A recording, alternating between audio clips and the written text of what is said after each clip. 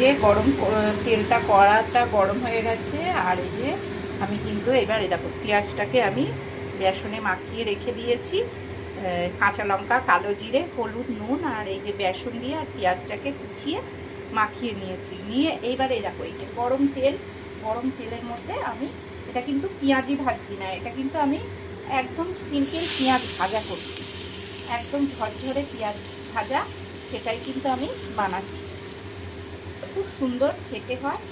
তো আমরা সবসময় তো পেঁয়াজি করে খাই, কিন্তু পেঁয়াজ ভাজাটা এইভাবে করে তোমরা যদি খাও দেখবে খুব সুন্দর লাগবে। গরম ভাতে না এই পেঁয়াজ ভাজাটা অপূর্ব সুন্দর খেতে লাগে। তো ভাবলাম আমি একটু তোমাদের সাথে শেয়ার করি, আমিও মাঝে মাঝে খাই, তো তাই জন্য তোমাদের সাথে একটু শেয়ার করছি। দেখো এই পেঁয়াজটা কিন্তু পুরো ভাজা ভাজা ঝরঝরের মতো হয়ে যাবে। এই যে দেখো আমি ভেজেছি একটু, এই যে। আর এটা আছে লোটে মাছ না, এটা হলো আমুদে মাছের ফ্রাই। আর এদিকে এই যে পেঁয়াজটা দেখো কি সুন্দর করে আমি ভেজেছি, পুরো কিন্তু এই যে দেখো ঝরঝরে, একদম ঝরঝরে ভাজা আর মুচমুচে কিন্তু পেঁয়াজটা। আর কাঁচা লঙ্কা আর কালো জিরে দেওয়া তো দারুণ সুন্দর টেস্ট। আর এদিকে দেখো আমি কিন্তু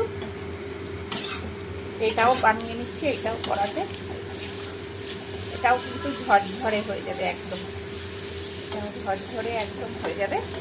তো এইভাবে তোমরা এখনও যদি না করে থাকো পেঁয়াজ ভাজা, তো তোমরা কিন্তু ঝটপট বানিয়ে খেয়ে নেবে, দেখবে অপূর্ব সুন্দর লাগে কিন্তু পেঁয়াজ ভাজা।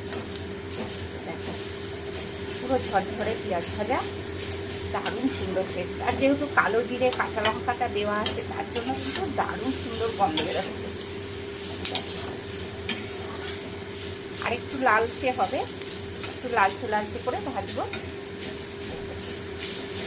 এটা কিন্তু দেখো ঝরঝরে কিন্তু একদম। বেসনটা বেশি দেওয়া যাবে না, বেসন বেশি দিলেই পেঁয়াজির মতো হয়ে যাবে, সব মানে আর কি বড়া টাইপের যেরকম পেঁয়াজি ওই রকম হয়ে যাবে। যেহেতু অল্প বেসন দিয়েছি আমি, তাই জন্যই কিন্তু পেঁয়াজটা দেখো ছাড়া ছাড়া হচ্ছে। এই যে একটার সাথে একটা লাগছে না, পুরো ঝরঝরে অপূর্ব সুন্দর খেতে লাগে। একবার ট্রাই করবে তোমরা।